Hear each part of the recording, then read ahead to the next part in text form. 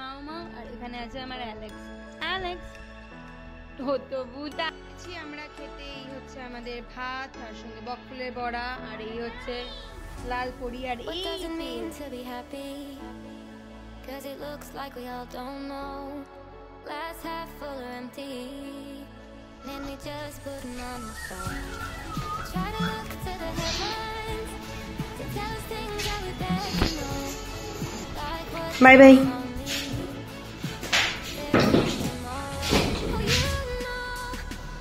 dibu Tika tata।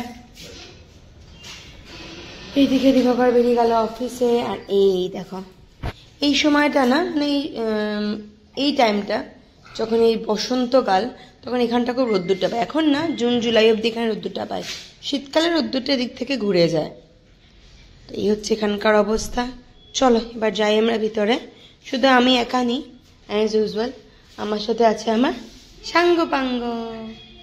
আসো চলো। Everyone and welcome back to my channel shape of life with কাইরাব। আমি তৃষ্ণা নতুন দিনের ব্লগে তোমাদের সবাইকে জানাই সুস্বাগতম। সকাল বাজে এখন প্রায় 9টা। দিবাকর বেরিয়ে গেছে অফিসে, বুবুল বিতুও চলে গেছে স্কুলে, সবাই সবার জায়গায় চলে গেছে। এখন শুধু ঘরে আছি আমি। তামি চা বদমাইশিটা করে না। আচ্ছা কি রান্না করবো? ডাল আছে ভাবছি, আর পানিরও থাকে আমার ঘরে। ভাবছি একটুখানি লাউয়ের তরকারি করি, বাস তাহলে হয়ে যাবে রাত্রিটা অব্দি। এই হচ্ছে সকালের কথা। আর এখন ফটাফট রেডি হয়ে বেরোতে লাগবে অফিসে। চলো। আমার না, এটা আমার বাবাইয়ের ঘর। এই ঘরটাতে না বেশ ভালো রোদ্দুর ওঠে, মানে সকালের রোদ্দুরটা পাওয়া যায়, তাই আমি এরকম বালিশগুলোকে রোদ্দুরে দিই। এই যে আমি যেখানে, এরা দুজন সেখানে। আমি মার্চ ফাস্ট করতে করতে বেরোবো। আর অ্যালেক্স আর মামাও চিল্লাচ্ছে এই ঘরে, অ্যালেক্স चलो जाई। ठीक है, कौन हो तुम? कौन हो तुम? मैं हूँ। आई एम रनिंग छुट्टी। পেঁপের তরকারি দেখো, পেঁপেটাকে না আমি একদম ছোট ছোট করে কেটে নিয়েছি। তার মধ্যে দিয়েছি অল্প একটুখানি আলু আর 5 ফোড়ন দিয়ে করবো পেঁপেটা এই তরকারিটা। আর এই তরকারিটা একদম কালকে যে ভাজা মশলাটা বানালাম সে ভাজা মশলা দিয়ে বানাবো। ভীষণ টেস্টি হয়, হালকা হয়, আর এই গরমকালের জন্য তো খুবই ভালো। কড়াইতে দিলাম আমি আজকে পেঁপের তরকারিটা, যেটা বলছিলাম। পেঁপেটা কাটার পর দেখলাম না অনেকখানি হয়ে গেছে, এতখানি তো কড়াইয়ে আছে, এতখানি এক্সেস আছে। যদি দুখানা বানাতাম তো 2 দিন ধরে খেতে হতো, তাই অল্প একটুই বানাচ্ছি। আবার 2 দিন পরে আবার অল্প বানানো যাবে।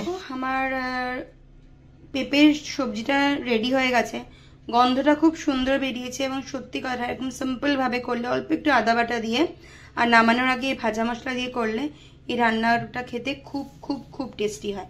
তোমরা ট্রাই করো একবার, ট্রাই করে আমাকে কমেন্ট করে জানিও। পুজো হয়ে গেছে, চলছে, সরি চান হয়ে গেছে, পুজো অলমোস্ট ডান। এবার রেডি হয়ে বেরোবো অফিসের জন্য। তো চলো আজকে ভিডিওটা এখানেই শেষ, আজকের সকালবেলা ভিডিও পার্টটা এখানেই শেষ করছি। দেখা হচ্ছে অফিস থেকে ফিরে এসে। বাড়িতে এসে এদেরকে দেখলে আমার মুডটা ঠিক হয়ে যেত, এখন বাড়িতে এসে মাওকে দেখলে আমার মুডটা পুরো ঠিক হয়ে যায়। মামা মামা মামা সোনা সোনা মামা মামা। এখানে আছে মামা আর এখানে আছে আমার অ্যালেক্স। অ্যালেক্স হতো বুটা। এই যে মামা সোনা, মামা সোনা। বাড়িতে আমি অনেকক্ষণই চলে আসছি। চলছে আমাদের বিহু প্র্যাকটিস। উপরে গেছিলাম বিহু প্র্যাকটিস করে নিচে এসে এখন বসে আছি ঘরে একটুখানি। এখন মামা আর অ্যালেক্সও টাইম, এদেরকে একটু টাইম দেবো, ব্যাস। তারপরে গিয়ে আজকে রাত্রিবেলা না, সকালবেলা বানিয়ে গেছিলাম ডাল, পেঁপের তরকারি, এগুলো খেতে ইচ্ছা করছে না, তাই বানাবো পনির ফ্রাইড রাইস। আমাদের বাড়িতে ফ্রাইড রাইস রোজই হয়, নতুন কোনো ব্যাপার না। পনির ফ্রাইড রাইস বানাবো, তো তার জন্য একটুখানি রেস্ট করে নিই, তারপরে যাবো পনির ফ্রাইড রাইস দেখতে। সরি, পনির ফ্রাইড রাইস করতে। আর রেস্ট না, এখন আমি সবার ভিডিওস দেখছি। স্কুলে কি টিফিন দেবো, এটা একটা বিশাল বড় কোয়েশ্চেন আমার মাথায় সবসময় ঘুরতে থাকে। রাত্রি বাজে এখন প্রায় 10টা, কোনো কাজ বাজ হয়নি, শুধু ফ্রেশ হয়ে বসেছি। यहाँ पे रखा था तो खराब हो जाएगा। তো এখন এতক্ষণ আমি বসেছিলাম, ও বসেছিল, এখন এসে গাজরগুলো কাটতে শুরু করলো। তো চলো ফটাফট বানাই, তোমাদের সাথে শেয়ার করি। আমি এখানে নিয়েছি গাজর, ক্যাপসিকাম, আর তারপর নিয়েছি এখানে ফুলকপি আর নেব অল্প একটু বিনস, আর নিয়েছি অল্প বিনস। এইটা দিয়েই বানাবো আজকে আমাদের পনির ফ্রাইড রাইস। আর এখানে দেখো আমার কড়াই গরম হয়ে গেছে।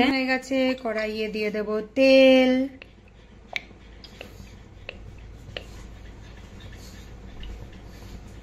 একটু বেশি করেই তেল দিচ্ছি, একটু ভালো করে খাবো আমরা। আর দিচ্ছি এর মধ্যে একটুখানি তোমার দারচিনি। চটপট বাড়িতে বানানো ফ্রাইড রাইস, মানে অল্প সময় বানানো ফ্রাইড রাইস। এর মধ্যে তুমি এর মধ্যে অল্প একটু ঘিও দিতে পারো, আমি ঘিটা দিলাম না। আর দেবো গাজর। 5 থেকে 10 মিনিটের মধ্যে হয়ে যায় এই ফ্রাইড রাইসটা। তারপরে দেবো ক্যাপসিকাম, তারপরে দেবো ফুলকপি, আর দেবো বিনস। দিয়ে এটাকে ভালো করে নেড়ে নেব। এবার এটাকে ভালো করে করে নেবো। আপনি দেখো অলমোস্ট বোধহয় বুঝতেই পারছো, এগুলো সমস্ত কিছু না ভালো করে ভাজা ভাজা আমার হয়েই গেছে। এবার আমি এটার মধ্যে দেব ম্যাগির ম্যাজিক মশলা। তোমরা জানি না কারা কারা এই ম্যাজিক মশলাটা ইউজ করো, কিন্তু এটা দিলে না ফ্রাইড রাইসের টেস্টটা এত ভালো হয়ে যায়, তা বলারই মতো সময় লাগে না। তো এটা এখন করছি আমি। এরপরে দেবো এর মধ্যে ম্যাগির ম্যাজিক মশলাটা। 3 থেকে 4 প্যাকেট ম্যাগির ম্যাজিক মশলা আমি দেবো। আমরা সবাই না একটুখানি চটপটা খেতে পছন্দ করি, তাই 3 প্যাকেট মতো ম্যাগির ম্যাজিক মশলা আমি দিয়েছি। এবার আমি দিয়ে দেবো এর মধ্যে পনিরগুলো।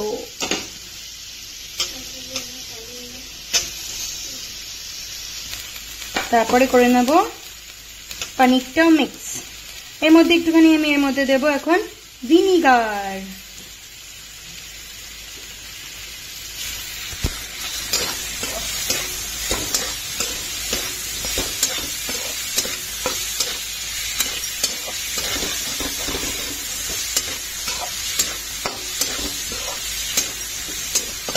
গ্যাসের ফ্লেম একদম কম করে এবার মিক্স করবো চালটাকে, সরি ভাতটাকে। ভাত না অলরেডি আমাদের বানানো হয়ে গেছিল, তো ভাতটা বানানোর কিছুক্ষণ পরেই আমি বললাম চল ইয়ে বানাই, কেন বলে ফ্রাইড রাইস খাই। তখন সবাই বললো হ্যাঁ, ব্যাস আর কোথায় ওয়েট করা। তো চলো এবার মিক্সটা করিনি, তারপর দেখা আমাদের দেশি স্টাইল ফ্রাইড রাইস রেডি। এবার শুধু আমি এর মধ্যে একটুখানি ঘি দেবো, আইদার ঘি দেবো নাহলে দেবো হলো ভিনিগার। ভিনিগারটাই দিই আজকে, উইদাউট ঘি খেয়ে দেখি কেমন লাগে খেতে। এবার দিন না এনেছিলাম বক ফুল, এগুলোকে একটু ভাজাটা এখন করে খেয়েই নি, নাহলে এই বক ফুলগুলো একদম মানে অবস্থা খারাপ হয়ে যাবে।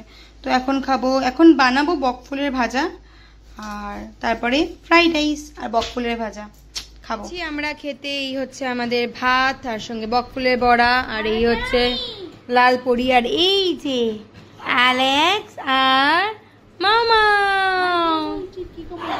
কে বলো কিরকম হয়েছে? কিরকম হয়েছে? অনেকবার। ইয়েস, তো চলো আমরা খেয়ে নিই। চলো আজকে ভিডিওটা এখানে শেষ করছি। যদি কিছু ভালো দেখে থাকে প্লিজ চ্যানেলটাকে চ্যানেলটাকে লাইক শেয়ার এন্ড সাবস্ক্রাইব করতে ভুলো না। দেখা হচ্ছে খুব জলদি। গুড নাইট, ভালো থেকো, ভালো রেখো নিজেকে, অনেক অনেক। চলো আজকে রাখি, দেখা হচ্ছে।